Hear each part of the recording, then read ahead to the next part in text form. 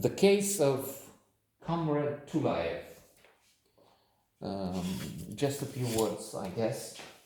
Let's see how it goes. In fact, I finished and posted a note yesterday, although this will be posted tomorrow, so it's 2 days between the two notes, let's say, just that. Impressive, Victor Serge, impressive. The Russians have fabulous writers, and of course we're all acquainted, familiar with Tolstoy, with Dostoevsky, Gogol, Dead Souls, Chekhov. I'm reading also Chekhov now, some more of his classic short stories included, with the aforementioned among the best 100 books ever written. Classics, that's Turgenev. Turgenev, by the way, seems to have been also a charming man. Tolstoy was a special case. Let's just leave it at that. You find in Intellectuals, by the way, Paul Johnson, marvelous book about how awful Jean-Jacques Rousseau, Hemingway, Tolstoy, Ibsen, as a long series could be great artists, but and then more recently Bulgakov, Solzhenitsyn, of course. I've read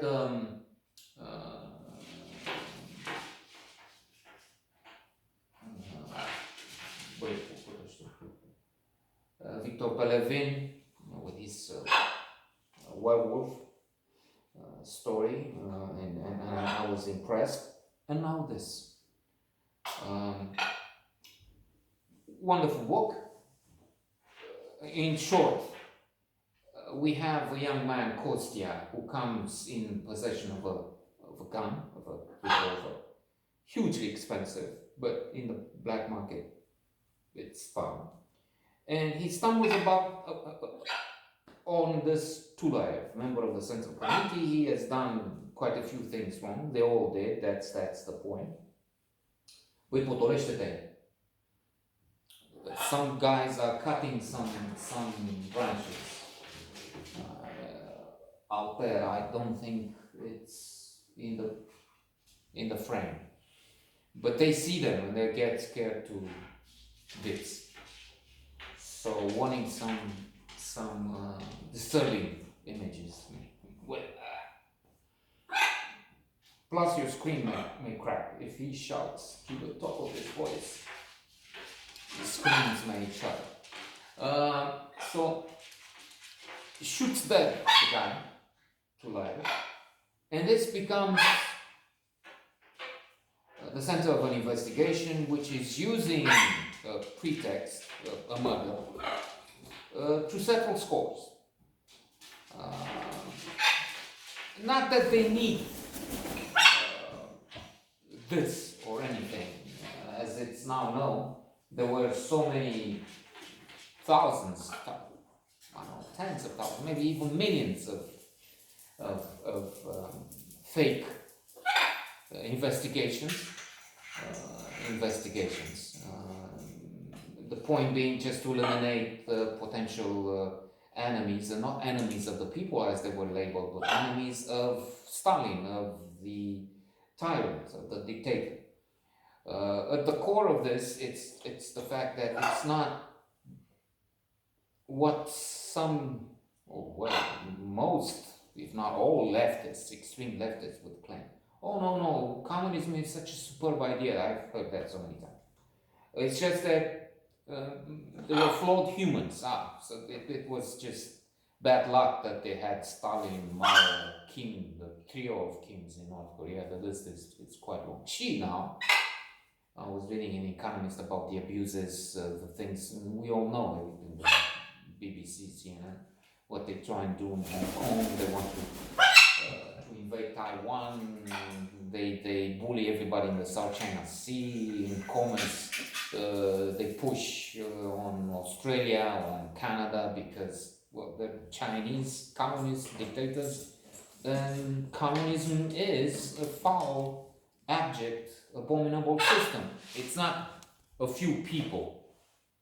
That's what the system the cause and effect are reversed by those who prop up communism and its ideas. It's this calamitous doctrine that allows for the scum of the earth to come on top. That's the idea. Now, it's also true on the side that America has just given the world Trump, so we can argue that democracy can bring at the top of the wave, and it's not just that we have Bolsonaro, but Bolsonaro reminds of people of Nero, of ancient Rome, of course. Brazil, Duterte, the Philippines. There's so many. Let's just stop here. So the world is full of idiots, many brought by democracies. So there's a problem there. In history too. Now, speaking for democracy, Trump finally had to go to Mar-a-Lago. It looks certain that he will run again. America being a sick giant, you can't say it's healthy when they have 75 million people voting with this madman. So there is a possibility that he will come on top again. God forbid. Inshallah, it will never happen. But and then there are systems in place. There's hope. If you live in as we did here, we had so many years of communism. And in communism, there's no hope. The Chinese, there's 1 in a million chances that they will, through the system, somehow they will push CSI. But in America, there are quite a few chances that this idiot, very stable genius, would come into problems in court for tax reasons.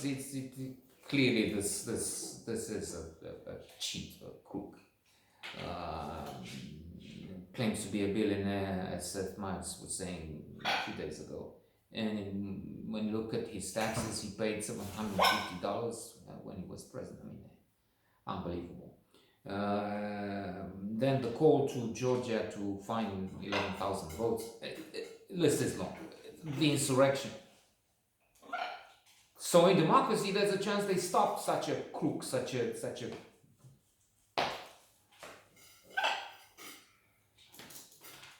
I don't even have words, and let me stop here. I was going to talk about Tulayev. In a tyranny, the tyrant goes to the top. And the system allows, the system is made for such a thing. So there's a lot of convulsions in the book. They identify targets and they say they're responsible. They make most of them confess in public, in writing. One of them manages to come on top by dying. I mean, they arrest him and he says, okay, I'll go on hunger strike, but without them knowing. If they were to know, they would force feed him, of course. But he takes the food and throws it into the toilet without them seeing it. And in this manner, he comes to the very end. But his own end, his own timing, his own choice, not with a bullet in the head as they want. A fabulous book. And as they do in the videos, and subscribe and you'll find out more. You have the note in writing on our blog. Oops.